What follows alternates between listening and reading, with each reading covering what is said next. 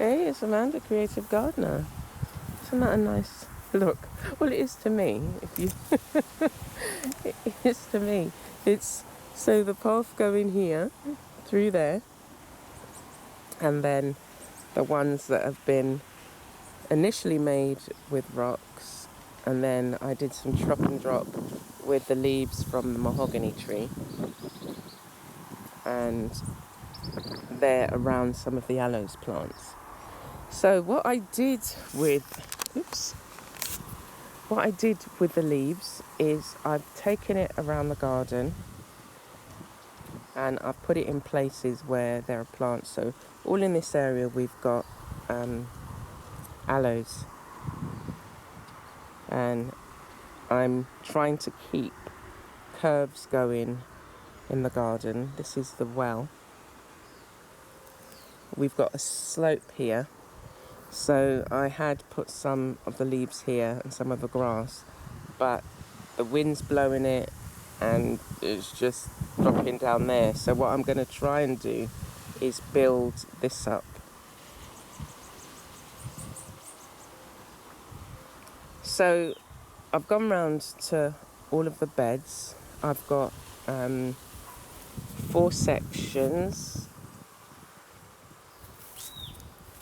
and this is the 4th section. I was going to say, so in each section, 3 of the sections have got about 3 or 4 beds in each, and this is the 4th section. So this is my moringa patch, and again this slopes downwards, so I've been trying to build up this side so that when it does rain, it will rain, but then it will settle here and these trees will get the benefit. They're due for a trim. Again, there's no point in having really tall moringa trees that I can't access the leaves. So they're going to get a trim before the heavy rains start pouring. But I'll keep laying down whatever I cut back and put it here so that it can just die down and provide food for the trees.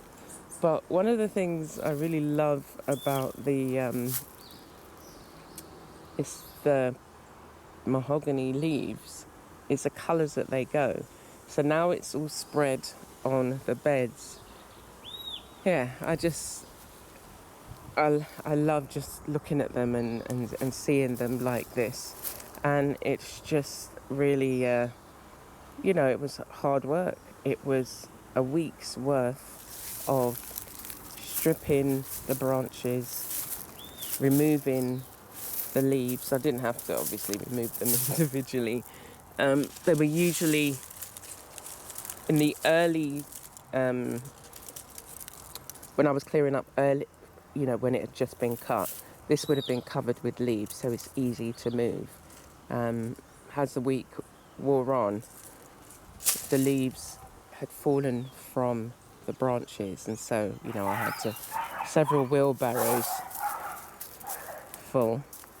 So yeah, I've just gone round and placed it on the beds. These are actually going to die down quicker than they do under the mahogany tree itself. So everybody has got,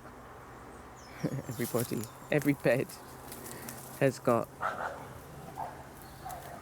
the mahogany leaves. Let's go up here and look down. And then the next leaves I have to cut again before the rainy season starts in earnest. So you can see the beds there, is the Mexican sunflower. So the Mexican sunflower will be next, and they'll be chopped, and then the mahogany leaves were laid this way, so the Mexican sunflower leaves will be laid that way. And again, that's providing nutrients for each of the beds, and it's breaking down, and I don't have a dedicated compost pile, so every bed will get its nutrients. And then some of the paths too has also benefited from having the leaves. These, some of the paths get quite muddy. So until I can get my stepping stones created, then I've just either put down leaves. Initially it was the fountain grass that I used.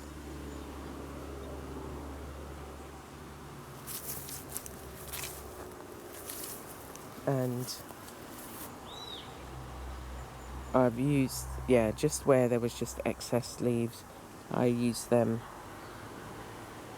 on the paths, and it stops Cole from bringing in his mud as well. The other thing I put on the beds is the casings from these are moringa seed drumsticks. These would be filled with seeds. The parakeets usually come and eat them and drop these down, or sometimes they just drop with the seeds still in them.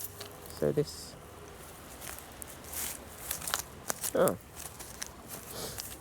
it looked like it was full of seeds, so they took them out. But sometimes they drop and they've got here's one. So this has still got seeds in it.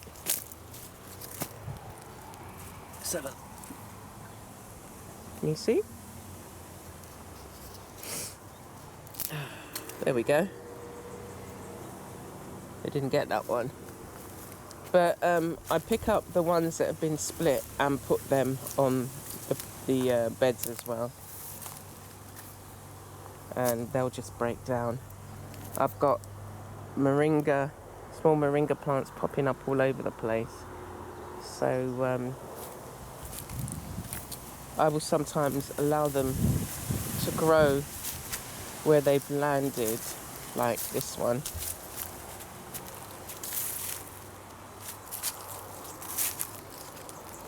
Or this one, we've got a few. I mean, some of them are not really going to grow very much bigger. They'll just grow, and then I'll either pull them or cut them back, or keep cutting them back. If there's nothing growing there and it's not going to disturb any other plant, then I just leave it and allow it to grow.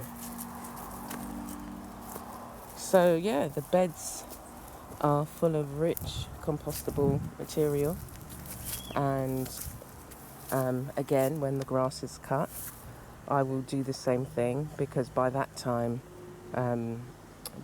this is all kind of broken down and the Mexican sunflower is broken down, then it's time again to put either the grass, or I'll cut the fountain grass. By that time it would have got longer, and the cycle continues. But it's all for, producing plants that are rich in nutrients. This is all organic. One of the other things I have to come out and do is look for pests and deal with them, make up some concoctions and see how we get on. Oh, what are you? Oh, there's another pomegranate. See, pomegranates are popping up all over the place as well. There's that one there. Anyway, so if you are on a budget, one of the things that you can do for your beds is you can, again, it depends if you've got a really windy environment, because I've got quite a bit of shade. Even though it can be windy, these are going to stay where they've been laid. There's a few areas where they'll be moving. But you can bag up your leaves and allow them to break down like that. Put them on a compost pile, and then they'll break down, and you'll get the rich manure from that. The rich compost manure. And you just have to experiment with what you've got, see what you've got. There are some plants you could grow that you may not necessarily want as many, but you could use them just for the purpose of chopping and dropping. If they're quick growing, then you can allow them to grow in a space that's not really used, and you can, do the chop and drop. And that's one of the reasons why I allow this. So this is as tall, this is a shak tree, as tall as I'd allow it to get, and then I would trim it back. And we've got several smaller ones growing. Let's see. Like these ones I don't allow to grow much bigger than that, because the roots, it's too hard now to get them out from the roots, so I just keep cutting it. But this is the main one that I would allow it to grow, and then I'll start cutting back some of the branches there. That one. There's a few here that need to be cut back. Okay, so if you've got any questions, if you've got any tips, things that you do let me know, leave a comment, and I will see you again very soon.